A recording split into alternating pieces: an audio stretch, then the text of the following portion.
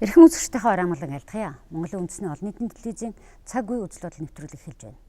Цаг үеийн асуудлаар үзэл бодлыг сонирхохоор би өнөөдөр ярилцлага танхимда улсын хурлын дарга Зандаа Хөөгийн энэ холдыг барьлаа. Тэр битээр 2012 оны 8 сарын 21-нд хамгийн сүүлд яг энэ танхимд ярилцсан юм байлээ. Энэ бол улсын хурлын анх туурч чуулган завсарласны дараа байна л да. Бас их онцлог үйл явдал байлаа. Яг энэ жил 3 сарын хугацаанд одоо хэцүү хүнд ч гэсэн бид шийдвэр гаргаад явахаас өөр аргагүй гэсэн өгүүлбэрийг та тэнд хэлсэн байсан л да тэр ярилцлаган дээр. Яг тийм шийдвэрүүдээ гаргаж ирж чадав уу? За Монголын үндэсний олон нийтийн телевизийн үзэгчдэд орой минь хүргье. За тийм шийдвэрийг гаргаад явахаас өөр аргагүй байсан гараад ч явж гэн. Өнгөрсөн 5 дахь өдөр улсын төсөв батлагдсан. Тэгээд энэ мэтээс эхлээд ажил бол явж байна. Тэгээ энэ жилийн төсөв ерөөсөд одоо төсвийнхаа яриаар хоёулаа шууд оръё. Энэ жилийн төсвийн хэлэлцүүлэг, төсвийг улсын төсвийг хэлэлцэж байгаа байдал гэдэг бол үнэндээ яг жирийн үзэгчдийн хувьд л зөвхөн одоо энэ дараа жилийн төсөв юу болно гэхээсээ илүү ямар үзэл бодолд амгаалж яах гэж чинь юу болоо шийдэгдэв гэдэг өөрөө тийм үзэл бодлын уралдаан тэмцэл тийм байлаа л да. Тэгэхээр засгийн газраас анх өргөн мэдүүлснээс хойш энэ хэр өөрчлөгдсөн бэ гэдгийг асуувал та ямар хариулах вэ? За засгийн газрын өргөн мэдүүлсэн төсөв энэ байгаа. Одоо батлагдчаад гарын үсэг зурагдах гэж хүлээж байгаа нь энэ байгаа. Тэгээ энэ дотор одоо 200 хэдэн арга хэмжээнд тэг ингээд тэг гэж тавьсан байгааз. Тий. Энэ бүх арга хэмжээ энэ дотор тоотой байгаа. Уг нь бол зузаан нэмэг нь бол нэг ялгархгүй байдалтай харагдаж байна тийм ээ. Одоо энэ ингээ бүгд 14 онд хэрэгжих гэдэг тоотой байгаа. За энэ бол одоо анх удаа хийж байгаа маш том ялгаа байгаа. Энэ бол 1-р хавсралт 2-р хэлцүүлгийн 1-р хавсралт байна л да. Энэ дотор ингээд за би ингээд жишээ татъя л да. Дээрээс нь улсын их хурлын тоног төхөөрөмж компьютер 3 тэрбум 617.8 сая төгрөг 2014 онд ийм мөнгө зарцуулах байсан. Энэ мөр тэр чигээр алга болсон энэ дотор байсан. Яг тэр улсын их хурлд ийм компьютер авчих шаардлагагүй хуучин шигээ байж болно. Үндсэн хуулийн цэцгийн мэдээллийн технологи харилцаа холбоо цахилгаан хангамж 1 тэрбум 702.6 сая төгрөг. Энийг хэрэггүй. Гэх мэтээр эх жил авах гэжсэн бүх компьютер системтэйгээ алга болсон. Энэ мөнгө сургууль цэцэрлэг эмнэлэг эсвэл одоо ямар нэг юм болоод одоо зөвхөн энэний дүн гэхэд хэдэн төгрөг улсын их хурл хэмжсэн бэ гэдэг асуудал. 106 тэрбум 250 сая төгрөг. Энэний оронд сургууль цэцэрлэг эмнэлэг одоо бусад нэмэгдсэн юмнууд орсон гэсэн. За ахаад тэг дүнтэйгээр тусах хөрөнгө оруулалт гэж байгаа. Анх удаа 1-р хавсралт бол төсвийн зарлагын реформ хийж байгаа. Шинэ контор байхгүй шүү. Шинэ хуучин конторын засвар байхгүй шүү. Автомашин байхгүй шүү дарга нарын. Нэг автобус үлдээсэн машинтай холбоотой. Тэр нь Батцамрын асрамжийн газрын одоо үйлчлүүлэгч нарт зориулсан нэг автобус 30 сая төгрөгөөр авах. Нэг трактор үлдсэн. Хүүхдийн байгууллагын нэг хэдэн пурган үлдсэн байна. За бусад бүх албан тушаалын дуудлагын машин бол хэдэн зуугаар хасагдсан байна. За дараагийн нэг шинжил бол энэ дотор тоотой орж ирээд би одоо дүнгийн хэлээд нөгөө аудитор яригадаад авилгагдсан гэж яригадаад байгаа 189 тэрбум төгрөгийг орон тэг гэж тавьсан байна. Энэ бол их усүртэй буюу энэ дотор бичигдсэн байсан. Их усүргөө тодглоор хасагдсан байсан засгийн газар энэ бол шаардлагагүй гэж үзсэн 121 байгаа. 96-гийн жагсаалт гэдэг нь энэ 140 өнөр жагсаалт гэдэг сая 2-р хавсралтлаа. Тэгээ анх удаа улсын их хурл засгийн газрын өргөн барьсан төсвийг төсөл гэж үзээд ихэнх хэмжээний өөрчлөлт хийсэн. За яагаад энэ 200 хэдэн объектыг зогсоогоод шалгахаас өөр аргагүй байдал орсон байгаа. За жил болгон улсын их хурл яагаад энэ баталж өгөөд байсан гэхээр тийм сургууль барихад мөнгө нь хүрэхгүй байна гэхээр тийм үгээл нэмжиж өгөөд идэг гэсэн. Тэгээ энэ жил анх удаа бичиж өгөө болёо. Зогсооё. Энэ нэг төрийн тойрог гэдэг юм чинь хизээ нэг цаг зогсноо. Энэ удаагийн улсын их хурл энэ ажлыг хийе. Муу нэр дуулж байгаа. хүүхдийн сургууль цэцэрлэг алга боллоо. Тодорхойгүй үзээр хойшлоо. Гэхдээ ингэж нэг дүгнж үргэлжлүүлэх үгүй юу гэдгээ шийдэх хугацаа улсын хуульд хэрэгтэй байгаа. Одоо аудитын байгууллага бүх хүчин чадлаар ажиллаж байгаа. Энэ нэг 200 эд объектыг дуудлагаар зарах уу, үргэлжлүүлэх үү, хэдийг нэмжих үү? Эсвэл улсын хурлын буруу байна уу? Одоо мөнгө нэмж хүсгээр нь л өгөөд байсан. Захиалагч яамны буруу байна уу? 21 өрөөтэй тамгын газар барь гэхээр 42-ыг барьсан биз дээ. Улсын хурл 21-т 21 өрөөтэй засаг даргын тамгын газар барь гэсэн чинь дур мэдээд 42 болсон. Аранга аймаг хашаадсан. Улсын төсвөөс цэцэрлэг барина гэж мөнгө авч явчаад барилгын материал авчиж байгаа. Тэгээд хаана хамгийн ашигтай барилга байж болох вэ? Улаанбаатарт баригддаг орон сууц хамгийн ашигтай. 1 м квадрат нь 2 сая төгрөгөөр зарагдаад байна шүү дээ. Орон сууц барьчаад мөнгөө зарч авчаад цэцэрлэгээ бариагүй. Тэгээд тэр мөнгөөр дараа жил барих гэхээр үн нэмэгдсэн байна.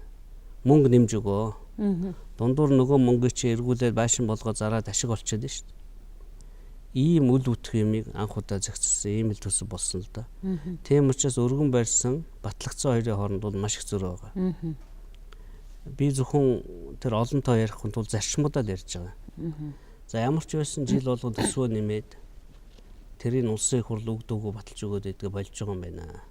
Барилга байшин бүрий чи хянах юм байна. Төсөвчин, захиалагч, гүйцэтгэгч бүгд хариуцлагатай болох юм байна гэдэг сигналыг бол авсан байна. Одоо аудитын байгууллага 4 сарын 1-ээс өмнө энэ 200 эд объектыг хэрхэх хэсэг саналыг бидэрт оруулж ирэх хэрэгтэй. Байшин болгон дээр ийм хувийн хэрэг гарна гэсэн үг. За улсын хурл хамгийн анх хэдээр баталсан, зураг нь яаж хийгдсэн, төсөвч нь юу гэсэн, дахид төсөв хийсэн юм уу, захиалагч нь юугаа өөрчилсөн юм уу? Нөгөө гүйцэтгэгч байгууллага нь барилгын материал тоосго зэмтэн худалдаж авчаад өндөр ашигтай орон сууц бариад тэгээ жилийн дараа буцаж ирсэн юм уу, үгүй юу гэдэг ингээд бүгд тодорно. Бүгд бичиг баримтайгаа гарна, бүгд одоо гарын үсгтэйгээ гарна. Тэрний дараа бол бид энэ байгууллагуудыг яах вэ гэдэг, ямар арга хэмжээ авах вэ гэдгийг шийднэ. Барилгын хувьд мөн адилхан. Энэ ингээд үргэлжлээд дуусах уу, дуудлагаар зарагдах уу, барьсан компаниас мөнгөө яаж олж авах уу гэдэг. Алдаа гаргасан компаниуд бүгд харж гисалтанд орно. Одоо бол иргэнд орж компани байгуулчаад харж гисалтанд орохороо дахиж компани байгуулж ирээд шинээр ороод байгаа. Одоогийн харж гисалтыг бол бүр зориултаар ингэж хийгэж байгаа. Иргэнд оржин байгуулсан бүх компани дахиж хизээж улсаас ажиллахгүй. Регистрийн дугаараар нь. Эсвэл доржин хамтарсан байдаг юм уу? Тэр нэг регистрийн дугаартай хүн бол насан туршдаа хориглогдох нь шүү дээ. Ингэж залхаан цэрлүүлэхгүй бол энэ нэг авилгацсан төсөв гэж нэрлэгдсэн юмор тасрахгүй байна. Тэгэхээр улсын хуралд ер нь бол төсвийн талаарх аудитын байгууллага санал дүгнэлтээ ирүүлдэг гэж 2 удаа жилдээ. Тийм. Одоогийн төсвийн талаар ингэж сайжруулж болж байна гэдэг санал дүгнэлт байдаг. Нөгөө зарсныхын дараа хяндаг. Одоо 13 он дууссан шүү дээ. Он дуусахаар 4 сард юугаа оруулж ирдэг. 13 оны төсвийг засгийн газар хэрхэн гүйцэтгсэн бэ гэдэг. Гүйцэтгэлийн аудит орж ирнэ. Тэгвэл хэлэлцэх явцад тэр гүйцэтгэх явцад ингэдэг аудит орлогыг одоо дутуу төлөвлөсөн байна. Ийм орлогыг нэмж оруулах боломжтой. Энэ зарлага бол утгагүй байна гэдэг бичгээр өгдөг. Тэгэхээр ерөнхийдөө үнэхээр реформ шин чанартай өөрчлөлтүүдийг энэ тусгажээ гэж ярьж байна. Гэхдээ нэг ийм байгаад байна л да. Улсын хурлын зарим гишүүдийн тойрогтой ажиллах төсөвт 4.3 тэрбум төгрөг нэмэгдсэн гэдэг байгаа шүү дээ. Хэвлэл мэдээллийн энэ талаар яриад л байна. 48 гишүүн тойрогоос үлдсэн жагсаалтаа сонгогдож байгаа. Тэгээ улсын хурлын тухай хуулийн 35-ын 3 гэж заалт байна, 35-ын 2 гэж заалт байна. Тэн дээр юу гэж хэлсэн гэхээр улсын хурлын гишүүдийн төсөв харилцаа адилгүй байж болно. Улсын хурлын гишүүн тойрогтой ажиллах зардал гэж байх ёстой гэж. Тэгээ урд жилүүдэд энэ зардлыг огт төсвөлдөг байсан юм билээ. Огт өгдөг 0. Тэгээ энэ жил анх удаа тавьсан. За 19 сумтай гишүүнч байна, 27 сумтай гишүүнч байна. Төв аймаг энэ төр бол том шүү дээ. Тэгэхээр гишүүд бол юу гэж хэлээд байна тэгэхээр суманд нэг төлөөлөгчтэй болмоор байна. Ядаж хөдөлмөрийн үндэсний доод хэмжээгээр цалинжуулмаар байна. Ирж очих томилтын мөнгө бол багдаад байна. Жилд 2 удаа явна гэдэг. Ойрхон очиж юмар байна. Ийм хоёр зардал голцоо зарцуулагдах. Тэгэхээр энэ 50 сая гэдэг их харахад их юм шиг боловч 27 сумтай Төв аймагт 27 хүнийг 180 мянгаар цалинжуулахад тал нь алга болчихж байгаа. нэг хүн дээр жишээлж шүү дээ, тийм ээ? Нэг аймаг дээр. Тийм. Тэгэхээр бол тэргүүл хин нэгэн хүний ажлын байр сонгогчтойгоо ажиллах, уулзах, зохион байгуулах жилдээ 2 удаа биш 3 удаа ч юм уу томилтоор явах ийм л зардал байна. Тэр нь тэгж харагдаад байна гэж тайлбарлаж байгаа юм байна те. За нэлийн маргалдлаа да. Ялангуяа цалин тэтгэврийг нэмэх тухайд хүмүүс ч их хүлээлттэй байлаа. Цалин тэтгэврийн 8% нэмэлт энэ өргөн барьсан дотроо ороод ирээ суудсан. Тэр бол тэр чигээрээ батлагдсан. Дээр нь ажлын хэсгээр ярьж 35 тэрбум их усүр болоод одоо хэрэггүй зардал байна гэж үзээд тэр зардлыг нойлдоод тэр зардаг цалингийн нэмэлт рүү нэмж өгсөн байгаа. Тэгэхээр энүүгээр бол ойролцоогоор нэг цалин тэтгэвэр 10 орчим хувиар нэмэгдэж байгаа. Тэр нь одоо энэ жилийн инфляц 10%-тай тэнцэж байгаа. Инфляц гэснээс инфляцийн түвшинг бас 8% сэтрүүлэхгүйгээ тусгасан энэ юу хэрэгж боломжтой. Энэ жилдээ юу? Тий. Энэ жилдээ хэрэгжихэд хэцүү яагаад гэвэл валютын ханшаа бид алдсан. 8 сард. Тийм учраас бол энэ жилийн инфляц хэд гарахыг мэдэхгүй байна. Гэхдээ үн докторжуулах хөтөлбөрийн үр дүнд олон юмны үн бол доктортой байсан. Цемент, мах, гурил үндсэн юмнууд доктортой байхаар бол гайг байгаа. Гэхдээ нэмэгдсэн юм байна. Цахилгаан, дулаан ус бол нэмэгдсэн. Тэгээ эцсийн дүнд ямар гарахыг бол одоо оны эцэст харагдах байх л та. Тэгэхээр 8 гэдэг тоо бол одоо хүрэх зорилго гэж ойлгож болох уу? 8 бол зорилго байсан. Гэхдээ юунд хүрч байгааг бол мэдэхгүй байна одоогоор. Өнөөдөрхөн би нэг мэдээллийн хөтөлбөрөөр нэг сэтгүүлчийн ярилцлагын дунд ийм дүгнэлт явж байна л да. Албан хүчээр барьсан энэ одоо таны дөнгөж сая хэлдэг цемент, гурил, махч гэдэг юм тийм ээ. Энэ бүх юм чинь ингээл одоо хэр удаан барих юм. Ингэж байгаа сад тавихаар үерийн ус шиг л сад тавих юм биш үү гэсэн. Энэ бас болгоомжлол тийм ээ. Яг хүчээр барьсан ч юм байхгүй. Нийлүүлэлтийн нэмэгдүүлэлт замаар барьж байгаа. Нөгөө хуучин нийлүүлэлт нь багасаад эрэлт нь өсөд ахаар үнийн бариад идэв биш. Дийлэхгүй үнэн өсөд идэв байлаа шүү дээ. Одоо засгийн газар яаж оролцож байна гэхээр нийлүүлэлтийг нэмэгдүүлэх тал дээр ажиллаж байгаа. Хуучин цементний үн яага өсөд идэг гэхээр хэрэгэлдэг цемент тодорхой, эрдэг нь тодорхой байлаа шүү дээ. Төмөр замын дээр байдаг авилгалын сүлжээ цементний үнийг нэмдэг байсан. 7 хоног вагон зогсоолоо ачаа ирэхгүй.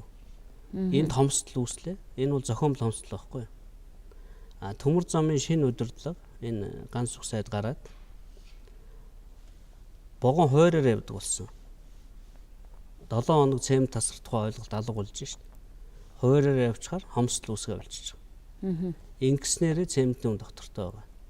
Тэрээс цементний үн дээр интервенц хийгээд байгаа зүйл байхгүй. Тэгэхээр нөгөө үнийг яаж докторжуулж байна вэ гэдгийнхаа үндсэн суурийг олохгүй бол тэгж хөнгөмсөд дүгнэлт хийж болно л да. Тэгээгүй учраас огцон мөсд бол байхгүй. Барилга барийг гээл тэгэнгүүт барилгыг барьдаг материалын үнийг өсгөдөг хэсэг бүлэг хувилдаг улсууд байна шүү дээ. Цементний үн хятад тээвэр байхад тээвэрлэлтэн дээр одоо гацаа үсгээл 7 хоног оруулж ирэхгүй вагон зогсоход үн өсөж байгаа. Тэгээ ийм хууль ус зүйлүүд бол шинэ засгийн газрын үеэс хойш алга болж байгаа. Ийм маягаар одоо хоосон үн нэмэгдэж тэр нь тодорхой хүмүүсийн ашиг болдог юм бол алга болж байгаа. Бид нэр ингээд нөгөө аливаа үйл явдлын мөн чанарыг янз бүрийн өнцгөөс тайлбарлаад ингээд хараад байна л да. Нэгдсэн бодлого дээр нэгдсэн нэг тийм санаа нэгдэж чадахгүй байгаа юм шиг. Энэ байдал бас энэ төсвийг хэрэлдэж байгаа үеийн нам эзлийн бүлгүүд байнгын хороод ажил хэсгээр харагдаж илээ л да. Олон ургалж үзэлтэй болсон учраас санаа нэгдэх ямар ч боломжгүй болсон. Хуучин бол нэг дарга нь гарч ирээд доллар бол юу гэдгийг 1700 байна хэлчихэд болдог байсан бол одоо долларын ханш биднээс хамаарахгүй шүү. Монголын эдийн засаг руу хичнээн их доллар орж ирж байна. хэр зэрэг юм гадагшин зарж байна. Энэ хоёрын тэнцвэр дээр л байдаг тоо болохоос биш. Тодорхой тоог бол хэн ч хэлж чадахгүй шүү дээ. Тэрнтэй адилхан төсвийг хилцүүлэг бүгд нээлттэй явдгийн учир нь хүн болгон юу бодож байгаагаа ярьдаг. Эцсийн дүндээ одоо энэ гарсан энэ нэг зузаан заасан дээр л тохирч байгаа юм л да энэ олон тоонууд дээр. Миний асуух гэдэг юм бол за яг хүн болгон санаа бодлоо хэлж ярьж гин үзэл бодол тэнд уралдаж гин. Ер нь тэгээд яг энэ тоон дээр санал нэгдэхэд бас нэг нягт ажиллагаа, хамтын ажиллагаа, бас нэг реформыг чи явуулах тэрэнд саад болохоос илүү за явах ёстой байна гэдэгт нэгдэх нэг тийм үйл явцал хэр байсан бэ гэдэг асуулт. Тэр нь өөрөө нөгөө авилгацсан төсөв гэдэг тодорхойлсон болоод байгаа. За ямар ч үсэн сүүлийн хэд байдгийг 20 хэдэн жил баталсан шигээ баталж болохгүй байна гэдэг ойлголтод улсын их хурлын гишүүд бүгдээрээ хүрч байгаа. Ямар нам байхаас хамаарат тэр өөрийнх нь тойрогт байгаа сургууль цэцэрлэг зогсож байгаагаас үл хамааран нэг юм хийх болчихжээ. Тэр нь энэ жил юм байна. Болохоо ойлж таминэ. Одоо ингээд нэг зогсоё. Ядаж улсын их хурл өөрөө энэ зөрчлийг үүсгэж байгаа болж байгаа. Нөгөө төсөв хүрэхгүй байхаар л нэмж өгөөд идэг баян айлын аав шиг байсан бол одоо болио. Наад мөнгө чинь болохоо ойлаа. Ер нь юу болоод наад төсөв чинь 12 дахин өсчөөд байгаа. Анх одоо юу гэдгийг 100 төгрөгөөр хийнэ гэсэн бол одоо 1200-аар хийх гээд байна шүү. Тэгээ яагаад тэгэхээр тайлбарлах болдохгүй байгаа. Тэгэхээр за тэгвэл улсын хурл одоо өөрийнхөө гар хөл болсон аудитын байгууллагаар энийг чинь АБ-г үүснэ. Засгийн газрын байгууллагуудыг оруулахгүй. Тэгээд үнэн бодитойгоор нь гаргаж ирээ. Тэрний дараа өргөжлүүлэх үгүй юу гэдгийг шийдэх гэж. Тийм л учраас одоо зарим барилга байгууллагууд хөрөнгө оруулалт 3 сар хүртэл зогсоож байна. Зогсоолоо царцаалаа гэж янз бүр царцаах гэдэг үг өгүүлбэр орсон юм чинь бол тэр нэг зарим төслүүд байгаад байна уу? Нэгдүгээрт хөлийн бомбтууд дээр барьдаг гайлын байгууллагын бүх байшинг нойлцсон, зогсоосон. Яагаад гэвэл gaйл дахиж өөртөө байшинтай болохгүй хууль батлагдж байгаа. Бомбтын захиргаа гэдэг байгууллага аль бомбт дээр одоо хідэн гайлч, хідэн хөлийн цэрэг шалган нэвтрүүлэх ажиллаж байна. Тэрнээсээ үл хамааран нэгдсэн журмаар байр барьж тэнд нь бүгдээрээ адилхан нөхцөлд амьдрах юм. Өнөөдөр гайлынхаа илүү нөхцөлд амьдардаг, бусд нь одоо муу нөхцөлд амьдардаг байдаг хуулиар болиулж байгаа. Тийм учраас бомбтын захиргаанд байгуулагдаад шинээр хөрөнгө оруулалтаа оруулж ирэх хүртэл тэнд хөрөнгө оруулалт байхгүй. Мэргэжлийн хяналтын ерөнхий газрыг татан буулгах засгийн газрын хөтөлбөртөө. Тэгсэн мөртлөө энэ дахиад хэдэн тэрэмжлэлээ төгрөгийн мэргэжлийн хяналтын байгууллагын барилга байшин барих юм ороод ирсэн. Тэрийг бүгдийг нойлцсон. Энэ байгууллага дараа жил байхгүй учраас хөрөнгө тавих нь утгагүй. Шинээр функцүүд нь яамдаа очиод тэр иргэний нийгмийн мэргэжлийн холбоод нь очсны дараа мэргэжлийн хяналтын хүчин чадлыг дээшлүүлэхийн тулд хаана юу ярих уу гэдэг нь тодорхой болно. Тэр үед авч хэлцэнэ гэж. Энэ бид нар одоо сая тэр бом гэх амархан хэлдэг болоо. Дөнгөж сая нэвтрүүлгийн өмнө бид нар ярьж байлаа шүү дээ. Сая гэдэг чинь бол 6 тэгтэй. Урдаа 1.6 тэг. Тийм, тооны 6 тэг. За тэр тоон хэд ч байж болно. Тэр бом гэдэг маань 9 тэг. 9 тэг. Их найд гэдэг маань 12 тэг. Хэдэн 12 тэгтэй тооны тухай энэ төсвөр та ярьж ба. 6 7 10 их найдын төгрөгийн тухай ярьж байгаа. 6.8 их найдын татвар бусад орлого цуглуулад 7.2 их найдын зарлага гаргадаг төсөв байна. Алдагдaltaа гэсэн үг. Тий. Энэ алдагдал бид нар алдагдaltaа яас их алдагдaltaа байдгийг ер нь юм байж болдг юм уу гэж энгийн жишээн дээр их ярьлаа шүү дээ. Болно л да алдагдaltaгүй байж болно. Тэхийн тулд 400 тэрбум төгрөгөөр барилга барихаа байлгах хэрэгтэй. Таны энэ за 6-гийн ард 6.8 их найд төгрөгийн тухай 12 тэгтэй тийм төсөв ярьж хахад надад нэг юм асуулт төрөд идэг юм л да. Энэ одоо бонд, засгийн газрын томоохон сан төслүүд тийм ээ. Мега төслүүдийн тухай ярьж байна. Ингээд энэ дунд энэ 6.8 тэр их найдын чи ард та бүхний тэнд оролцохгүй байгаа бас тэр хэмжээний их мөнгө гадуур нь яваад байгаа юм биш үү? Тэрний хөгжлийн банкны өгдөг зээл нэмэх нь Чингис бондны мөнгө 2 бол улсын төсөв тооцогдохгүй байгаа. За яагаад тооцогдохгүй байгаа юм гэхээр энэ мөнгө бол буцаж төлөгдөөд зээллэгжээд буцаж төлөгдөөд өөрөө төлөөд улсын төсвөөс гадуур явах хэрэгтэй. За гэтэл 13 онд хэрэгжүүлсэн зүйлүүдийг харахаар зам барьчаад тэрүүгээр явсан хүнээс мөнгө авахааргүй зам баригдаад ирэл аймгийн төвүүдийг холбох 980 тэрбум төгрөг зарцуулсан байгаа. Нэгэн замаар явсан хүнээс мөнгө авахгүй юм чи энэ замын мөнгийг улс төл таарж байгаа. Одоо бүтээн байгуулалт гэдэг бол төлбөртөө буцаж төлөгдөж явах хэрэгтэй. Гэтэл зарим хэсэг нь бол компани зээлээр өгөөд арьс ширний компаниуд юунд ч үдгийг. Тэр компани бол 5 жил 10 жилийн дараа Чингис бондын өөрийг төлчихөж байна. Энэ бол улсын төсвөөс гадуур явж байгаа. Банкнд очиж барьцаагаа тавиал одоо эрдэнэ журмаар өгч. Тэгэхээр Чингис бондын мөнгийг 2 хуваагаад улсын төсвөөс төлөгдөх гэж байгаа тэр ашиг олдгоо. Шууд утгаар ашиг олдгоо. Хураамжтай зам биш. Тийм биш. Тэр хэсгийг улсын төсвөд нэмж өчөөд явъя гэдэг ийм дүгнэлтэнд өрсөн. Тэгээ хөгжлийн банкны хийх ёстой ажлыг эх жилийнхээ бас батлах юм. Улсын хурл. Одоо ер нь бол хавар баталдаг. Тэгтээ яаралтай засгийн газрыг хийж дуусаар баталж өгье гэж байгаа. Тэгэх юм бол нөгөө 2 төсөвтөө их хурлаас гадуур явж байгаа гэдэг яриа бол алга болох юм.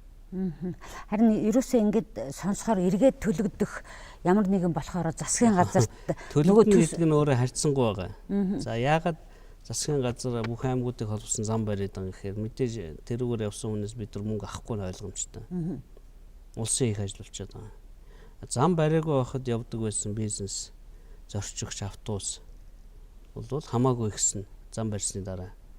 Тэгэхээр тэрүүгээр бизнесийн үйл ажиллагаа явж байна. Татвар төлөгдөн. Тэгээ улсын төсөвт мөнгө нь орно. Шууд ус утгаараа бол төлөгдөж байна гэсэн үг. Хийсэн хөрөнгө оруулалт болгон утгатай. Эсвэл ийм зам барьж болно. Одоо А, Б зэргийг хоёрыг холбочоод явахаар нь 10,000 төгрөг аваа суугаад иж болно. Тэгвэл тэр зам бол одоо арилжааны зам буюу коммерческий зам болно шүү дээ. Тэр хэдийгээр хоёулаа адилхан зам боловч нэгэн төлбөртөө нэгэн төлбөргүй болохоор төлбөртөө замын мөнгө яаж төлөгдөх нь бол ойлгомжтой байгаа. Тэдэн машин яваад. Тэгээ энэ мөнгө бол төлөгдөнө. Нөгөө замаар бол улс мөнгө авдаггүй. Аймаг хоорондын зам гэдэг бол үндсэн зам учраас улсын нуруунд дээр ирж байгаа. Улсын нуруунд дээр ирж байгаа хэсэг дээр төсөвтөө тодголыг явуучих гэж.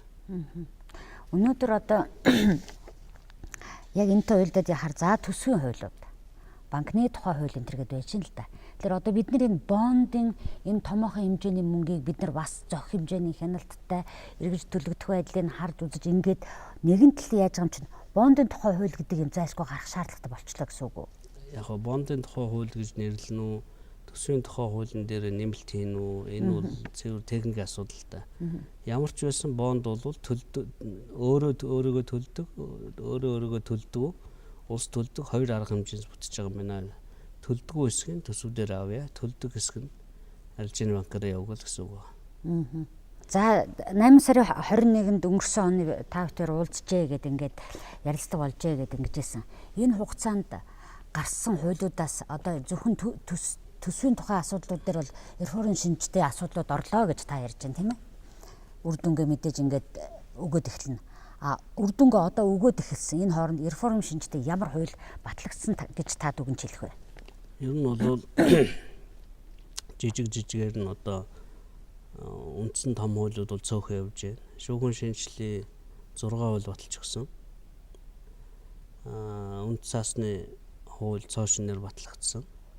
Одоо салбарын эргэлтийн байж болохоор хуулиуд бол нэлээд байгаа. Нэмэгдэл өөрчлөлт бол одоо зөндөө олон байгаа. Муу хэлэгдээд байгаа Чингис бондыг авах хууль ч гэсэн бас хууль юм байгаа шүү дээ.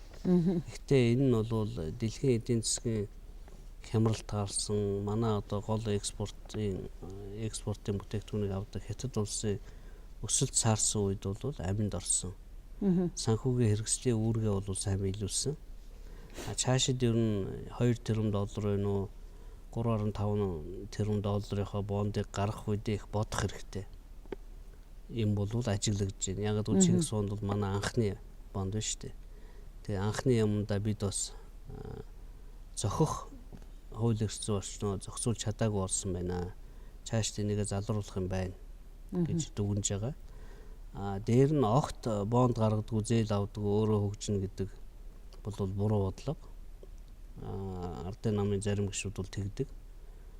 Одоо зээл авахгүйгээр болно шүү дээ. Би энийг юутай харьцуулж үзэж байгаа гэхээр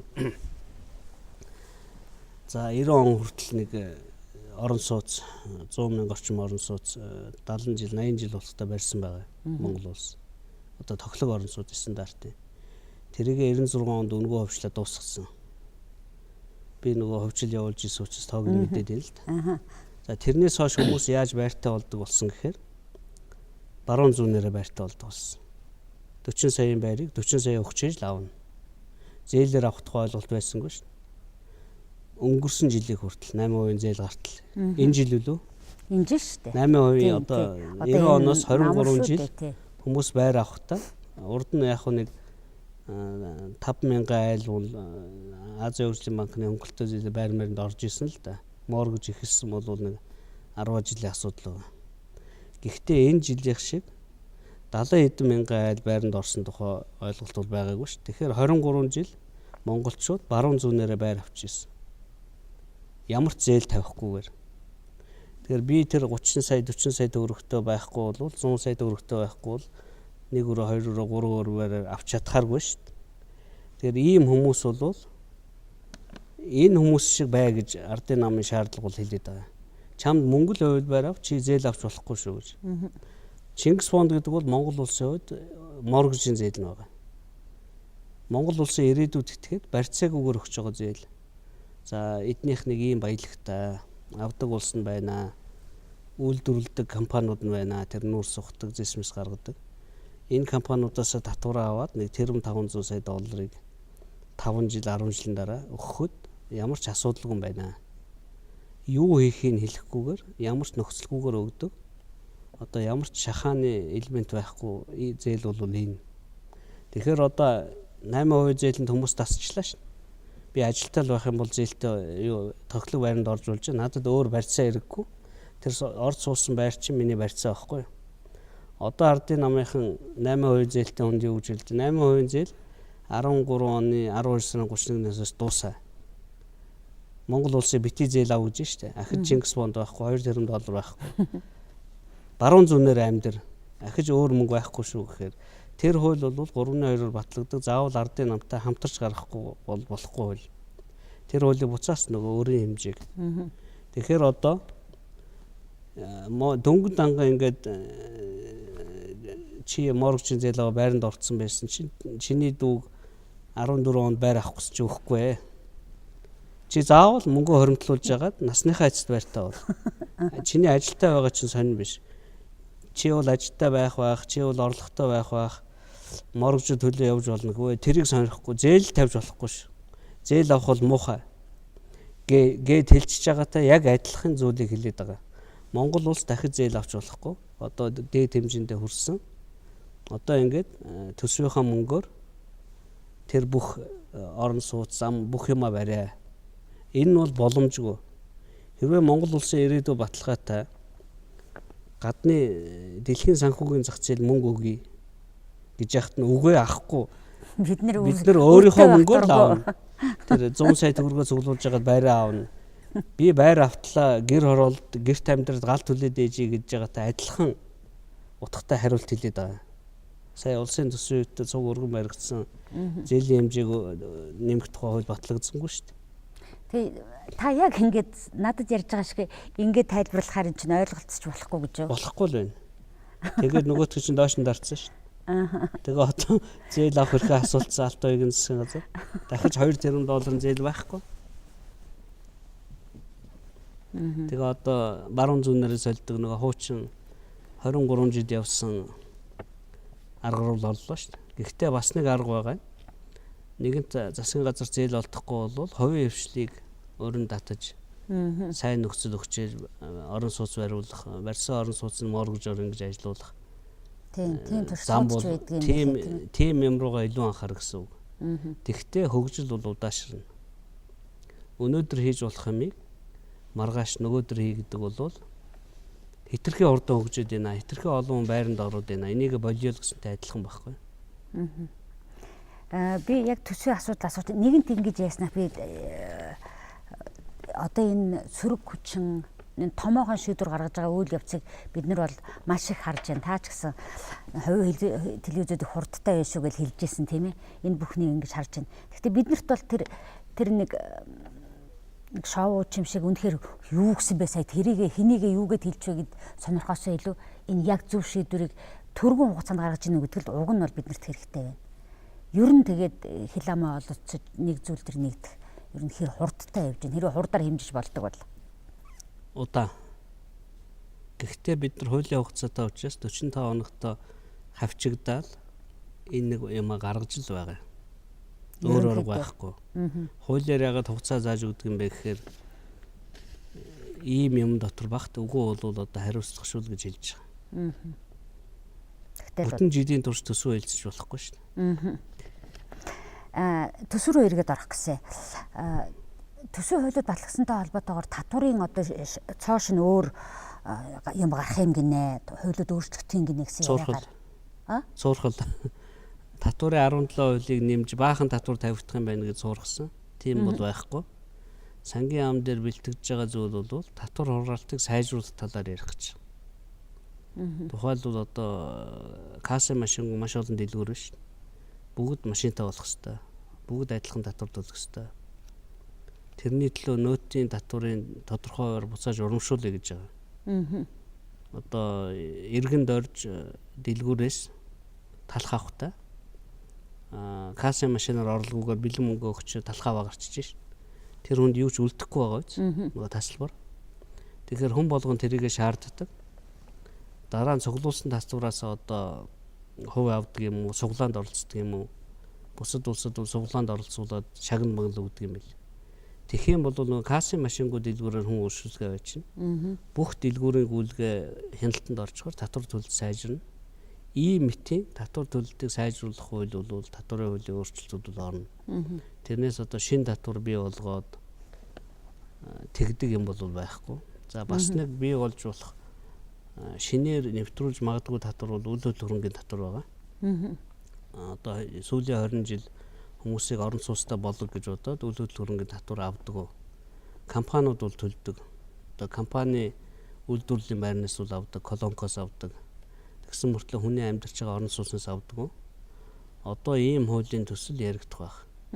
Нэг айлын нэг орон сууцнаас татвар авахгүй, бусдаас нь авъя гэж. Одоо олон үйл хөдлөлтөөрөнгөтэй хүн бол татвар төлж эхлэх нэ. Энэ гэхдээ шинэ татвар биш. Татварын хэмжээ нь тэг байдаг, татвар сэргэнэ гэсэн үг.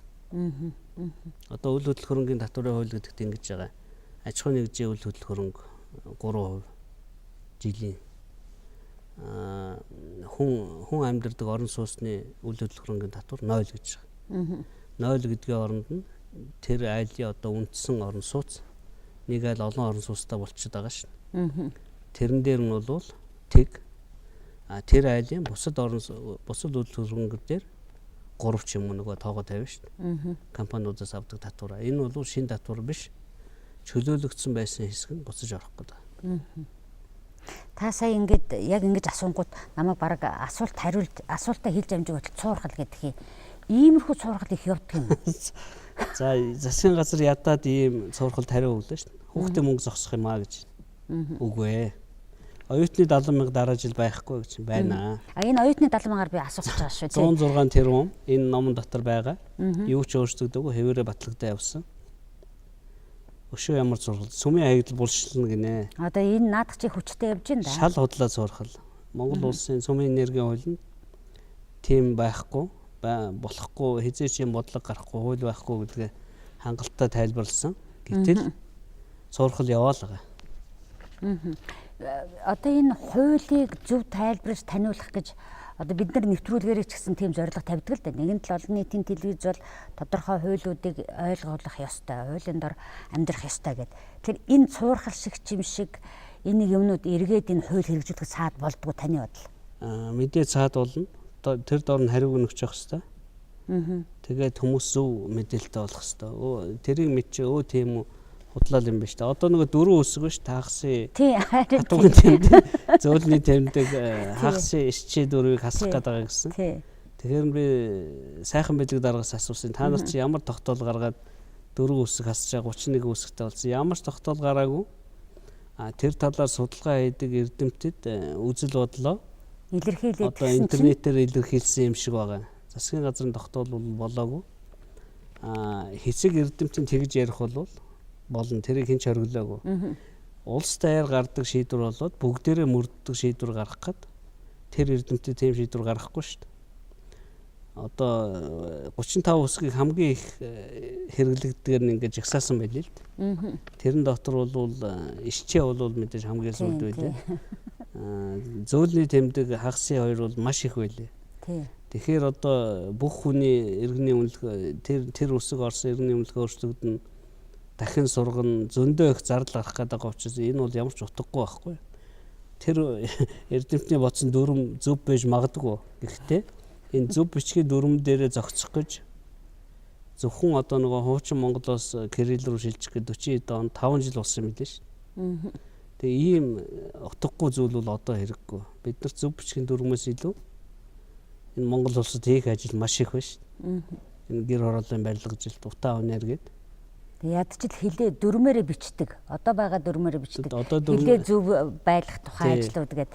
Өнөөдөр бас зарим судлаач санд болоо илэрхийлсэн байлээ. За ашгүй та тэрийн талаар бас хэллээ. Би ч бүр хэрэг болгож сайхан бэлгээс асуугаад байхгүй гэхээр нь Twitter, Facebook дээр тавьсан байгаа. Тэр чинь худлаа байна шүү. Харин битээ бухимдцгаа. Тэгээд энэ яриануудын ардалт нэг л хачи байгаа байхгүй. Дөрөв үсэг ярьжээс бас яах нь вэ энэ гэд. Ингээд нэг тийм бие биендээ итгэж чадхаа байсан. Нэг л юмны ард заавал нэг юм байх хэрэгтэй гэж харсан энэ биднэрт хардлага. Тий. Паранои гэдгийг. Тэгэхээр параноитой хүн олон болсон. Тийм учраас бол албан ёсны мэдээлэлдээ бол итгэх хэрэгтэй. За албан бус мэдээлэл бол одоо хин юугаа ярих нь чөлөөтэй болцсон. Тэрнийг анхаарал ачаалал өгөөл авах бол буруу л да. Тэгээд тэрийг ч гэсэн зөв талаас нь мэдээлж хэлж яах нь хэвлэл мэдээллийн хэрэгслүүдийн тэгээд нэг хоримтлуулж агаад засгийн газрын хэрэглэх газраас мэдээлэл өгдөг болсон шүү дээ. За тэр чинь зурхал шүү. Энэ бол жинхэнэ бодит юм а гэд. Дээр нь улсын их хурлын хамаг ажил нээлттэй явагдаж байгаа. Одоо улсын их хурлд нууц юм ерөөсөй байхгүй шүү дээ. Нууц хуралдааныг эс тооцвол. Тийм учраас улсын их хурлын нээлттэй хуралдаануудаас одоо бодиттой мэдээлэл олж авах хэрэгтэй. За ингээд битээр ярилцлагын цаг дуусч байна. Ямар ч үсэн төсвийн хуулиуд батлагдлаа. Түүнийг дагсан олон хуулиудад цаашдаа ямар хуулиуд гарах нь уу? Юу бас цуурхал байх нь вэ гэд нэлээ өргөн хүрээнд ярьчих шиг боллоо. Ингээд гэхдээ бидний хуулиудын талаар үнэн бодит мэдээлэл хүргэх иймэрхүү ярианууд бол цааш үргэлжлэх байх гэж бодож байна. Ингээд танд баярлалаа. 2 жилдээ нэг ирж шин. Тэгээ 2 жилдээ нэг ирж байна тий. За баярлалаа. Хүмүүжигчтэй цаг үе үзэл бодол нэвтрүүлгийн удаагийн дугаарт улсын хурлын дарга Зандаа хүүгийн энэ холд оролцлоо. Анхаарал үзүүлж та бүхэнд баярлалаа. Баяртай.